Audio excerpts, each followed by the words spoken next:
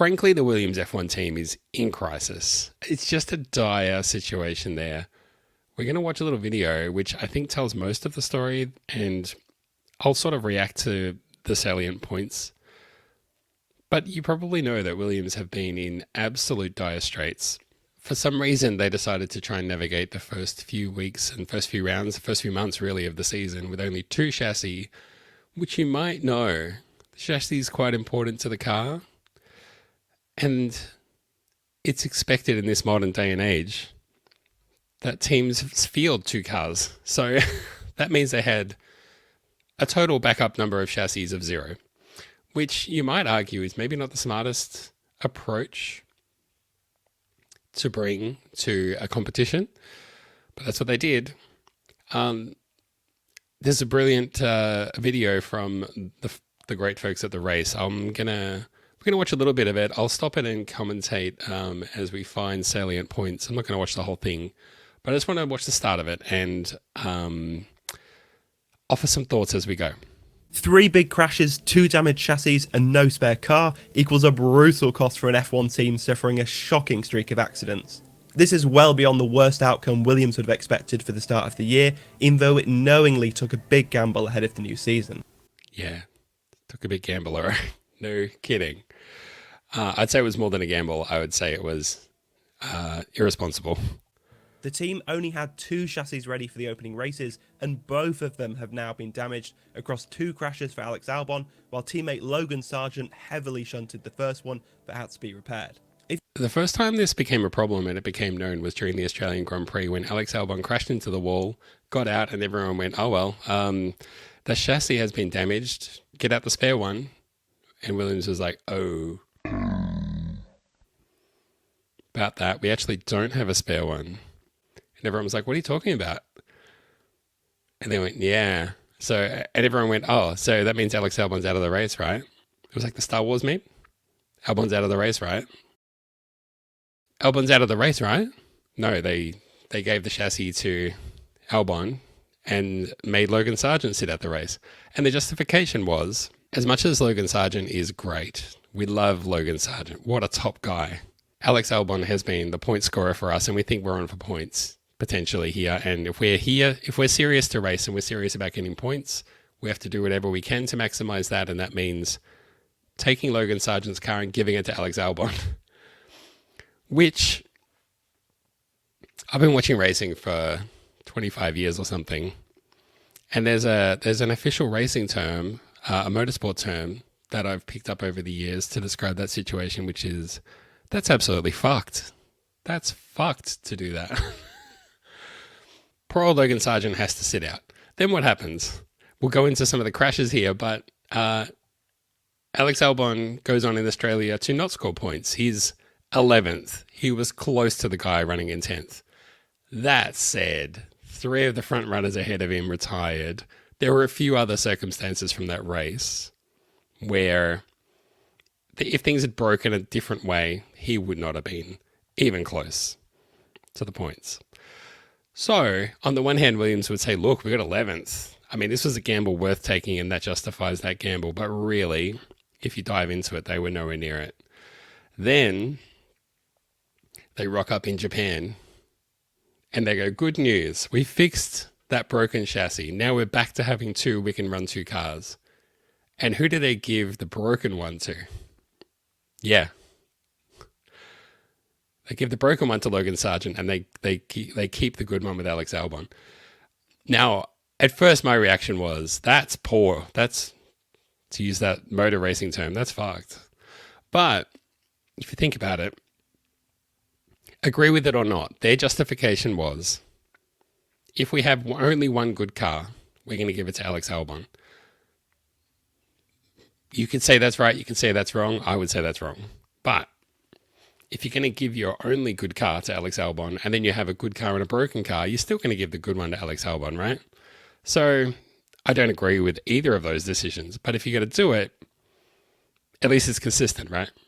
If you've seen our video explaining just how bad Williams' winter was, you will have a good idea of why it started this year so vulnerable. If you've not seen that video, check it out here, because then his tale of woe will make a lot. I have not watched that video, but you should watch it. It's the video that reacts to the whole, why are we monitoring our parts in Excel? Which I think it was James Vowles who was like stunned to learn that Williams managed their parts in Excel. The thing about that is, half of the world runs on Excel, if you didn't know. So many more things than you would think are run on Excel.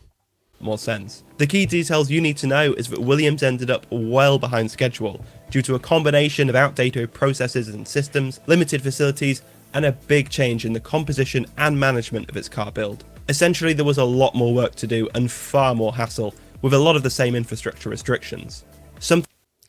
Basically they're saying, we can only do so much here. We can have spare parts, performance, or spare chassis. Which of the two do you want? This is the classic, like, do you want it done well, do you want it fast, or do you want it done cheap? This is a false dichotomy that they've put here, though. This is 2024. This is a professional Formula One team, one of the oldest Formula One teams, one of the most successful Formula One teams in terms of championships and racing pedigree and dynasty. This triangle is an embarrassment. Something had to give. Williams needed to sacrifice spare parts, performance updates, or the backup chassis for its pre-season focus. It chose to go ahead with only 2 chassis, hoping it... Love this from the usually earnest and dry the race. Come up with this slot machine graphic. Could deal with any damage on site, with F1's ultra-competitive midfield demanding more of a performance focus. It was suboptimal, but not unprecedented, and Williams isn't actually alone. Fellow Crisis team Alpine has navigated the opening events without a spare chassis. So that was something else that I didn't know before I watched this. Alpine don't have a spare chassis either, so if either of them crash into the wall and wreck the chassis, they're stuffed as well. It was survivable, but all it needed was one big shunt in the first few races to cause a big problem. And Williams had 3. Albon had 2 of them, although he can only really take responsibility for one of them, having smashed his car into the wall in practice in Australia. He took over Sargent's car for the remainder of that event, while his own was sent back to the UK for repairs, a process that delayed the preparation of the spare chassis even further. So Williams still only had 2 chassis in Japan. Another, look at this. Pow! This is straight out of like the old 60s Adam Westby or Batman. Where it suffered 2 more heavy crashes. Sargent now driving Albon's patched up chassis, shunted in Friday practice, but the damage was limited to bodywork, suspension components, and the gearbox. Then 3 corners into Sunday's Grand Prix, Albon found himself helplessly careering into the wall after being turned into blindly by Daniel Ricciardo. I think to say that Ricciardo wildly veered into him is just, that's libelous. That impact was not at super high speed, but the structure of the barrier there meant that the car came to quite a sudden and violent stop. The energy put through the car has caused enough damage that once again Williams has had to send back a race chassis to the UK for inspection and repairs before the next race in China. The link to that full video will be in the show notes, in the commentary, in the notes. Go and look for that. The other thing to point out from that is that, and I did a whole video on this as well, how the FIA have shuffled the flow of races to be like Australia, Japan, China, so that everything can be freighted from one country to another, and we're all in that sort of Asia Pacific area. The problem for Williams is they've had to ship their car from Australia back to the UK, back to Japan, back to the UK. Every time they need to get it fixed, it undoes all that good work. Oh well. So what's going on with Williams? They really seem to be in a bit of a mess, and the problem is the drivers know that there's only 2 chassis, and everything seemed to be fine until one of them crashed. But then once that exposed that problem, that weakness, they've lost their head completely. And I mean, they mentioned there that there's all the crashes, but I've got a montage here of the Williams drivers and how they've been driving since then. Let's have a look.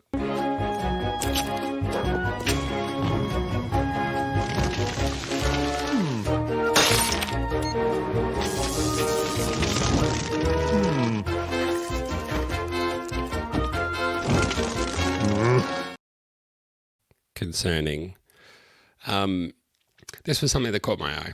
This is Ted Kravitz, the Skyman, Mr. Skyman, the guy who's usually like this. Lewis, I love you and respect you. Talking to star of Drive to Survive, James Vowles, Let's have a bit of a listen to the questions that Ted threw at him after the Japanese Grand Prix. I think the last 2 red flags in practice sessions have both been caused by Williams drivers. Why do your drivers keep crashing? It's a strong question. That is a strong question. I'm getting a hard on in the middle of the race. It's a hard question. One to ask drivers, but I think what you can see at the midfield at the moment is it's incredibly tight. And what we're asking of the drivers is to be absolutely on the limit to get everything out of it.